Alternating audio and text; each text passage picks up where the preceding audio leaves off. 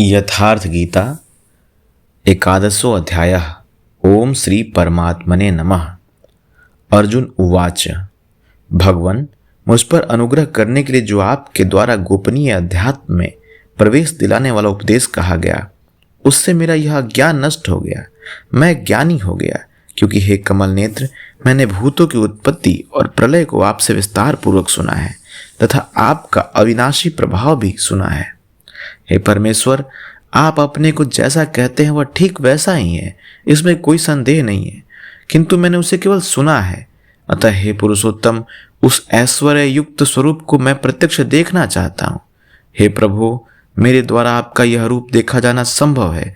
यदि आप ऐसा मानते हो तो हे योगेश्वर, आप अपने अविनाशी स्वरूप का मुझे दर्शन कराइए। इस पर योगेश्वर ने कोई प्रतिवाद नहीं किया, क्योंकि पहले भी वे स्थान स्थान पर कह आए हैं कि तू मेरा अनन्य भक्त और प्रिय सखा है। अतः बड़ी प्रसन्नता के साथ उन्होंने अपना स्वरूप दर्शाया। श्री भगवान उवाच। पार्थ, मेरे सैकड़ों तथा हजारों नाना प्रकार के और नाना वर्ण तथा आकृति वाले दिव्य स्वरूप को देख। हे भारत, अदिति के 12 पुत्रों, 8 वसुओं, 11 रुद्रों, दोनों अश्विनी कुमारों और 49 मरुदगणों को देख तथा अन्य बहुत से पहले तुम्हारे द्वारा कभी न देखे हुए आश्चर्यमय रूपों को देख। अर्जुन, अब मेरे इस शरीर में एक ही स्थान पर स्थित हुए चराचर सहित संपूर्ण जगत को देख तथा और भी जो कुछ देखना चाहता है वह देख। इस प्रकार तीनों श्लोकों तक भगवान लगातार दिखाते चले गए, किंतु अर्जुन को कुछ दिखाई नहीं पड़ा। अतः ऐसा दिखाते हुए भगवान सहसा रुक जाते हैं और कहते हैं, अर्जुन, तू मुझे अपने नेत्रों द्वारा अर्थात बौद्धिक दृष्टि द्वारा देखने में समर्थ नहीं है, इसलिए मैं तुझे दिव्य अर्थात अलौकिक दृष्टि देता हूं, जिससे तू मेरे प्रभाव और योग शक्ति को देख। इधर योगेश्वर श्री कृष्ण के कृपा प्रसाद से अर्जुन को वही दृष्टि प्राप्त हो जाती है, उसने देखा, और उधर योगेश्वर व्यास के कृपा प्रसाद से वही दृष्टि संजय को मिली थी। जो कुछ अर्जुन ने देखा अक्षरशः वही संजय ने भी देखा और उसके प्रभाव से अपने को कल्याण का भागी बनाया। स्पष्ट है कि श्री कृष्ण एक योगी के समकक्ष हैं। संजय उवाच। संजय बोला, हे राजन, महायोगेश्वर हरि ने इस प्रकार कहकर उसके उपरांत पार्थ को अपना परम ऐश्वर्य युक्त स्वरूप दिखाया, जो स्वयं योगी हो और दूसरों को भी योग प्रदान करने की जिसमें क्षमता हो। जो योग का स्वामी हो उसे योगेश्वर कहते हैं। इसी प्रकार सर्वस्व का हरण करने वाला हरि है। यदि केवल दुखों का हरण किया और सुख छोड़ दिया तो दुख आएगा। अतः सब पापों के नाश के साथ सर्वस्व का हरण करके अपना स्वरूप देने में जो सक्षम है वह हरि है। उन्होंने पार्थ को अपना दिव्य स्वरूप दिखलाया। सामने तो खड़े ही थे, अनेक मुख और नेत्रों से युक्त, अनेक अद्भुत दर्शनों वाले, अनेक भूषणों से युक्त और अनेक दिव्य शस्त्रों को हाथ में उठाए हुए तथा दिव्य माला और वस्त्रों को धारण किए हुए, दिव्य गंध का अनुलेपन किए हुए, सब प्रकार आश्चर्यों से युक्त सीमा रहित विराट स्वरूप परम देव को दृष्टि मिलने पर अर्जुन ने देखा। अज्ञान रूपी धृतराष्ट्र संयम रूपी संजय जैसा पीछे आया है। संजय बोला, हे राजन, आकाश में एक साथ 1000 सूर्य के उदय होने से जितना प्रकाश होता है वह भी विश्वरूप उन महात्मा के प्रकाश के सदृश कदाचित ही हो। यहाँ श्री कृष्ण महात्मा ही हैं, योगेश्वर थे। पांडु पुत्र अर्जुन ने, पुण्य ही पांडु है, पुण्य ही अनुराग को जन्म देता है। उस समय अनेक प्रकार से विभक्त हुए संपूर्ण जगत को उन परम देव के शरीर में एक जगह स्थित देखा। इसके पश्चात आश्चर्य से युक्त हर्षित रोमों वाला वह अर्जुन परमात्मा देव को शिर से प्रणाम करके हाथ जोड़कर बोला। यह अर्जुन ने अंतःकरण से नमन किया और कहा, हे देव, मैं आपके शरीर में संपूर्ण देवों को तथा अनेक भूतों के समुदायों को, कमल के आसन पर बैठे हुए ब्रह्मा को, महादेव को, संपूर्ण ऋषियों को तथा दिव्य सर्पों को देखता हूँ। यह प्रत्यक्ष दर्शन था, कोई कल्पना नहीं, किंतु ऐसा तभी संभव है जब योगेश्वर पूर्णत्व प्राप्त महापुरुष हृदय से दृष्टि प्रदान करें। यह साधन गम्य है।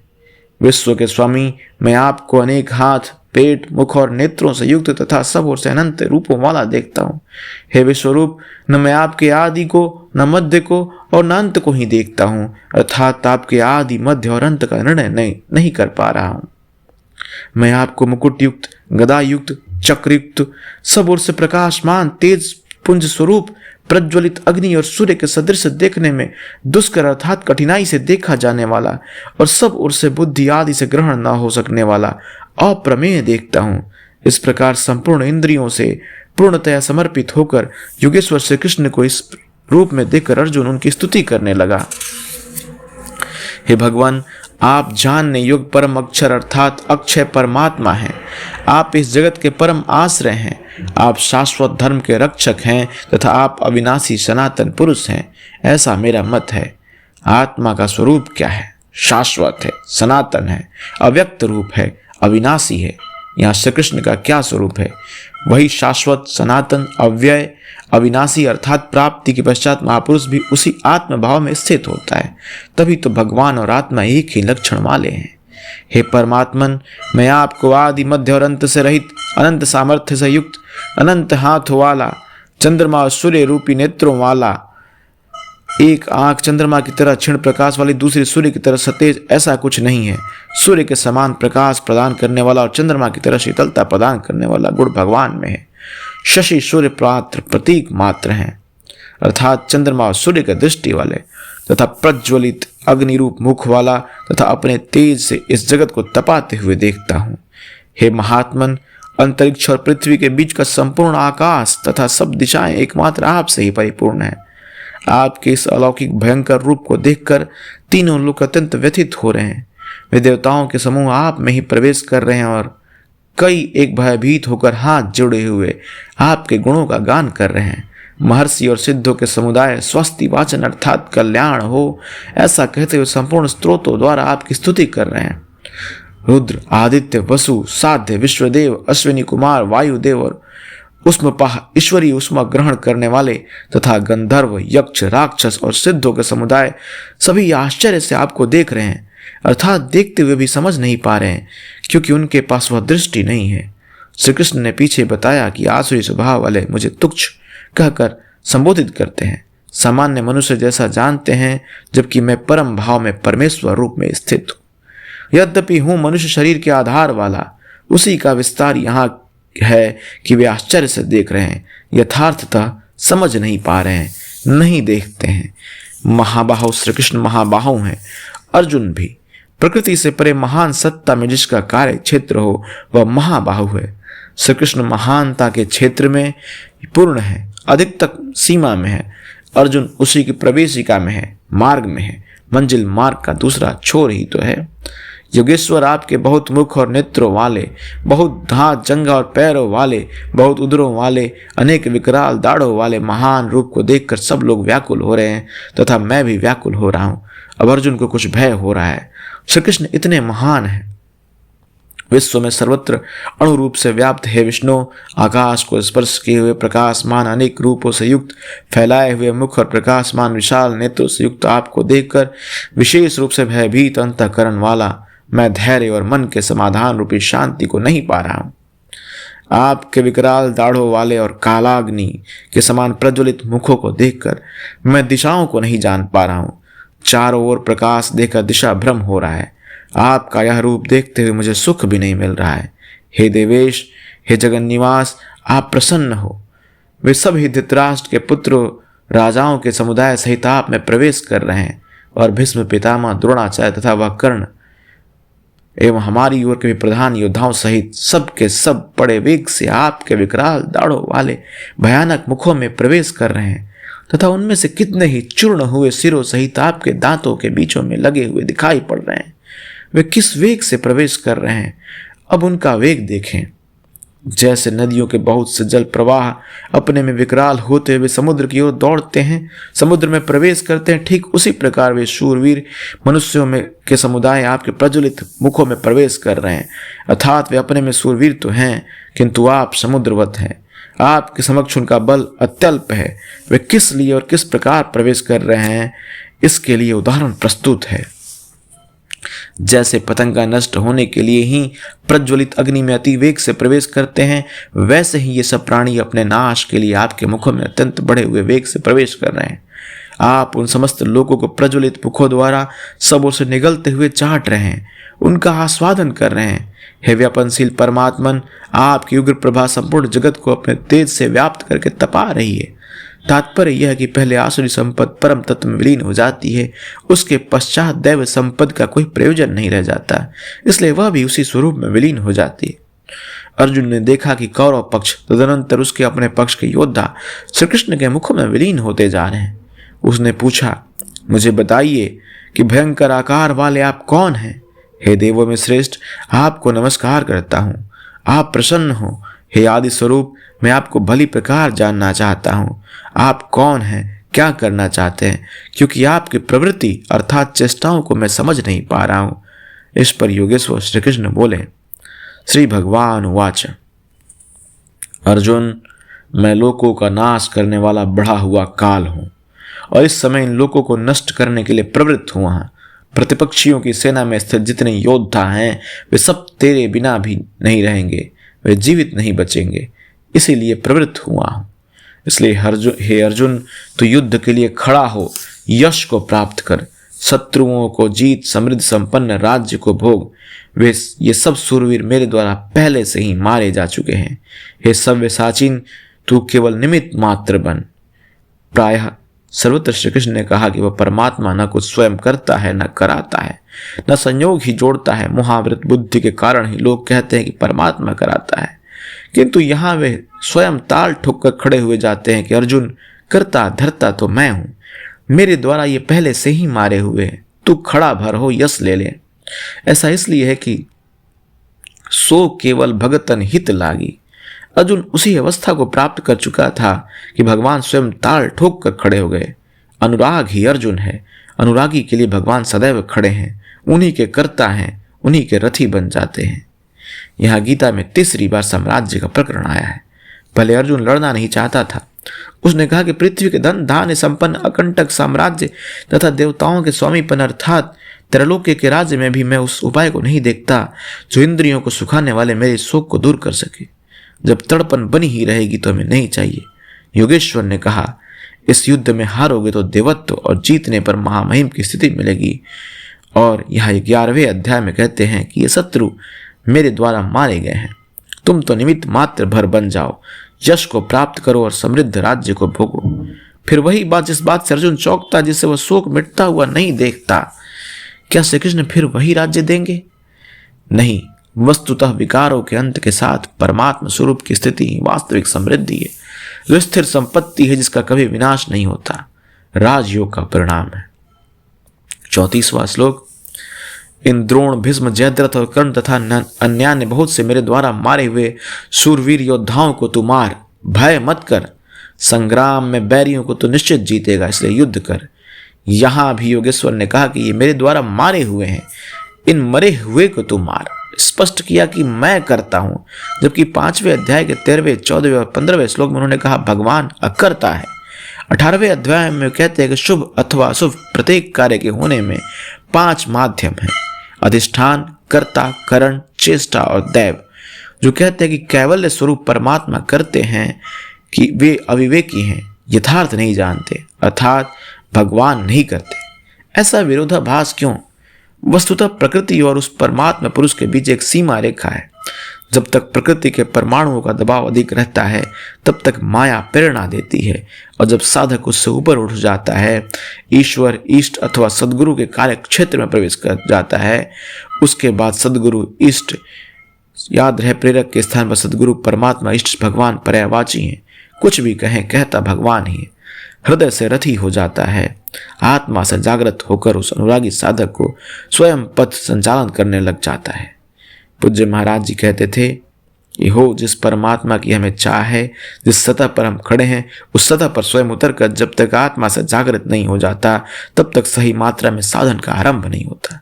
उसके बाद जो कुछ साधक से पार लगता है वह उसकी देन है। साधक तो निमित्त मात्र होकर उसके संकेत और आदेश पर चलता भर रहता है। साधक की विजय उसकी देन है। ऐसे अनुरागी के लिए ईश्वर अपनी दृष्टि से देखता है, दिखाता है और अपने स्वरूप तक पहुंचाता है। यही श्री कृष्ण कहते हैं कि मेरे द्वारा मारे हुए इन बैरियों को मार, निश्चय ही तुम्हारी विजय होगी, मैं जो खड़ा हूं। संजय उवाच, संजय बोला, जो कुछ अर्जुन ने देखा ठीक वैसा ही संजय ने देखा। अज्ञान से आच्छादित मन ही अंधा धृतराष्ट्र है, लेकिन ऐसा मन भी संयम के माध्यम से भली प्रकार देखता, सुनता और समझता है। केशव के अनुपयुक्त वचनों को सुनकर किरीटधारी अर्जुन भयभीत होकर कांपता हुआ हाथ जोड़कर नमस्कार करके बोला, हे ऋषिकेश, यह उचित ही है कि आपकी कीर्ति से सारा संसार हर्षित होता है और अनुराग को प्राप्त होता है। आपकी ही महिमा से भयभीत हुए राक्षस दिशाओं में भागते हैं और सब सिद्ध गणों के समुदाय आपकी महिमा को देखकर नमस्कार करते हैं। हे महात्मन, ब्रह्मा के भी आदि करता और सबके सबसे बड़े आपके लिए ये सब कैसे नमस्कार न करें, क्योंकि हे अनंत, हे देवेश, हे जगन्निवास, सत्य असत और उनसे भी परे अक्षर अर्थात अक्षय स्वरूप आप ही हैं। अर्जुन ने अक्षय स्वरूप का प्रत्यक्ष दर्शन किया था, क्योंकि केवल बौद्धिक स्तर पर कल्पना करने या मान लेने मात्र से कोई ऐसी स्थिति नहीं मिलती जो अक्षय हो। अर्जुन का प्रत्यक्ष दर्शन उसकी आंतरिक अनुभूति है। उसने सविनय कहा, आप आदिदेव और सनातन पुरुष हैं।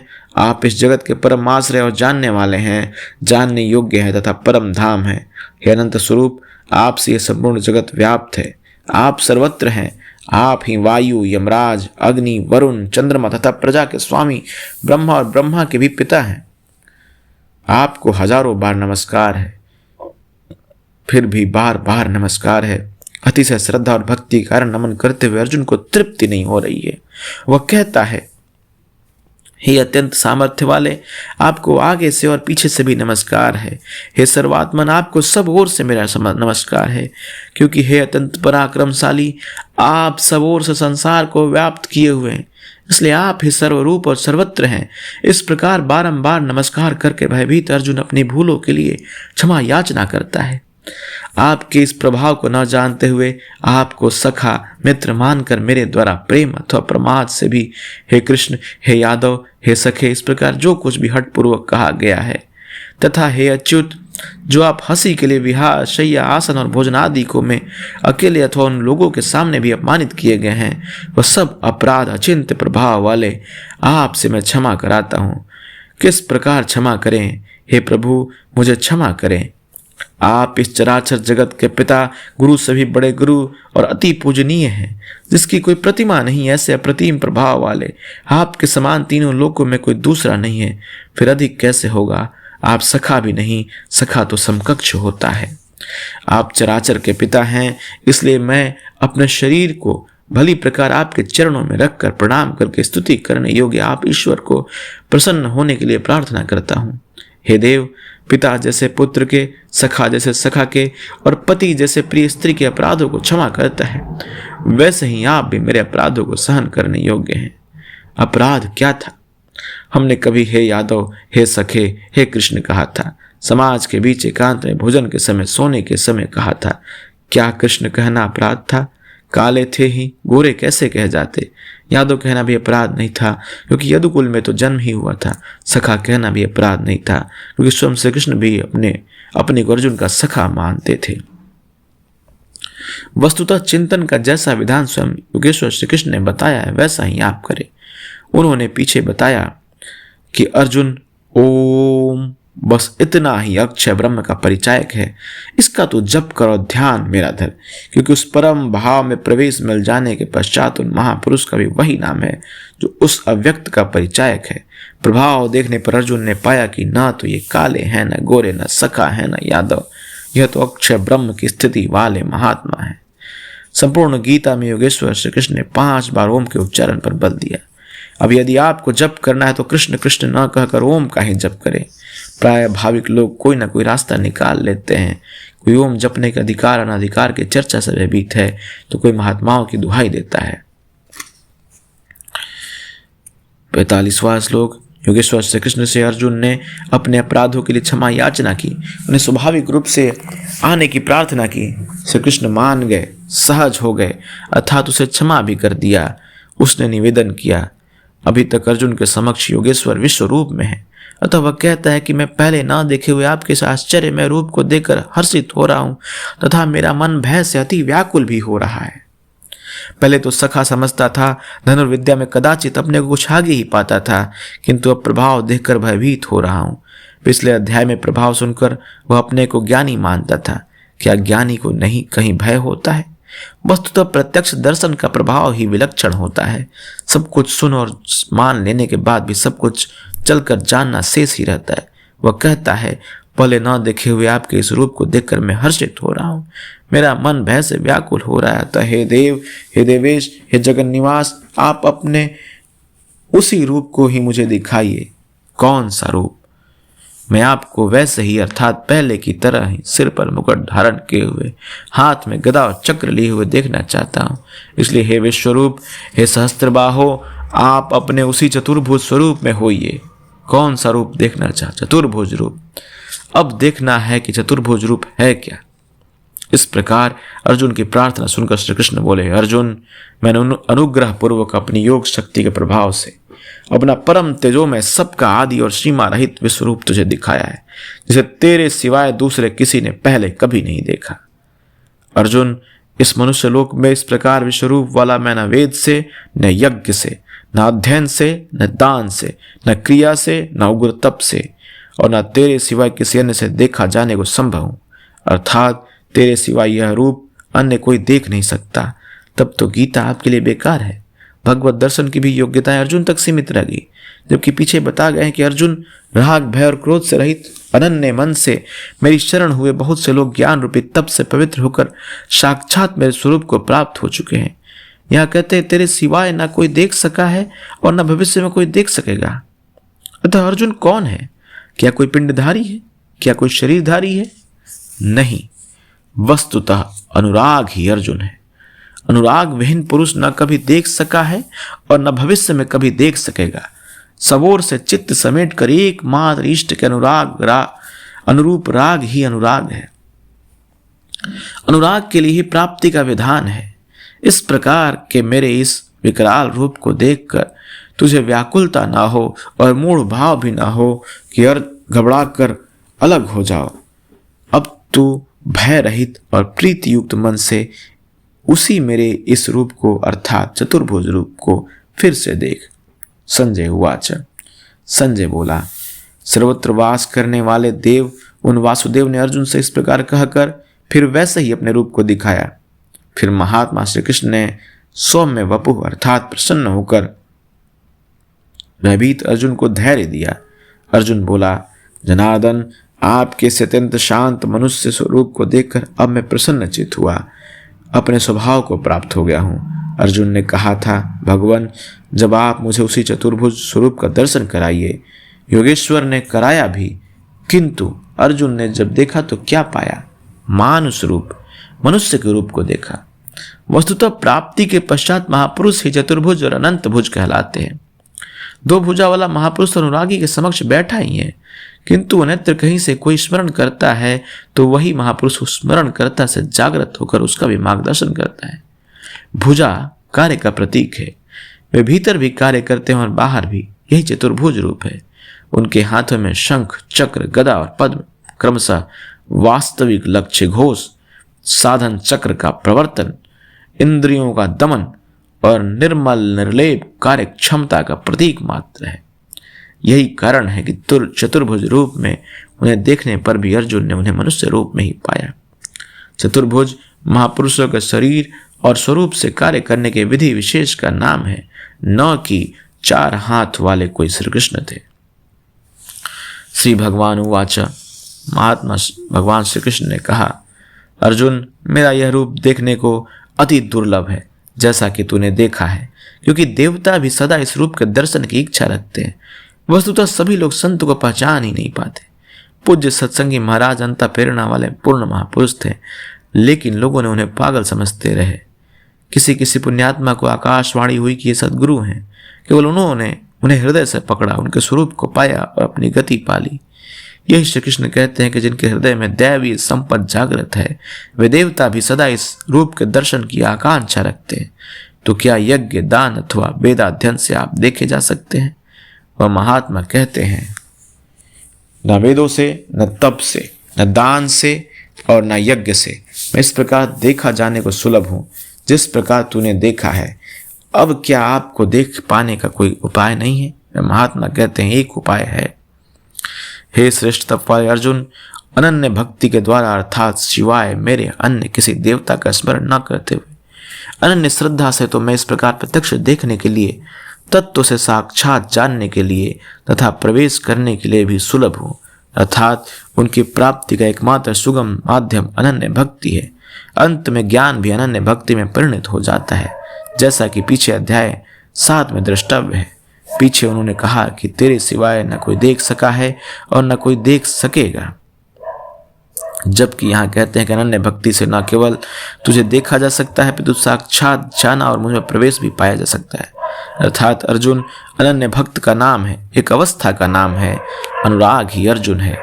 अंत में योगेश्वर श्री कृष्ण कहते हैं, हे अर्जुन, जो पुरुष मेरे द्वारा निर्दिष्ट कर्म अर्थात नियत कर्म यज्ञार्थ कर्म करता है, मेरे परायण होकर करता है, जो मेरा अनन्य भक्त है, किंतु संग दोष में रहते हुए वह कर्म नहीं हो सकता, अतः संग दोष से रहित होकर संपूर्ण भूत प्राणियों में वैर भाव से रहित वह मुझे प्राप्त होता है। तो क्या अर्जुन ने युद्ध किया? प्रण करके क्या उसने जयद्रथ आदि को मारा? यदि उन्हें मारता है तो भगवान को न देख पाता, जबकि अर्जुन ने देखा है। इससे सिद्ध है कि गीता में एक भी श्लोक ऐसा नहीं जो बाह्य मार काट का समर्थन करता हो। जो निर्दिष्ट कर्म यज्ञ की प्रक्रिया का आचरण करेगा, जो अनन्य भाव से उनके सिवाय किसी का स्मरण तक नहीं करेगा, जो संग दोष से अलग रहेगा, तो युद्ध कैसा? जब आपके साथ कोई है ही नहीं तो आप युद्ध किससे करेंगे? संपूर्ण भूत प्राणियों में जो बैर भाव से रहित है, मन से भी किसी को सताने की कल्पना न करे, वही मुझे प्राप्त होता है।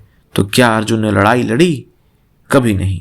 वस्तुतः संग दोष से अलग रहकर जब आप अनन्य चिंतन में लगते हैं, निर्धारित यज्ञ की क्रिया में प्रवृत्त होते हैं, उस समय परिपंथी राग द्वेष काम क्रोध इत्यादि दुर्जय शत्रु बाधा के रूप में प्रत्यक्ष ही हैं। उनका पार पाना ही युद्ध है। इस प्रकार 55वां श्लोक समाप्त हुआ। इस अध्याय में पहले तो योगेश्वर श्री कृष्ण ने अर्जुन को दृष्टि प्रदान की, फिर अपने विश्वरूप का दर्शन कराया। अतः इस प्रकार श्रीमद् भगवद गीता रूपी उपनिषद एवं ब्रह्म विद्या तथा योग शास्त्र विषयक श्री कृष्ण और अर्जुन के संवाद में विश्वरूप दर्शन योग नामक 11वां अध्याय पूर्ण होता है। ओम हरि ओम तत्सत। ओम हरि ओम तत्सत।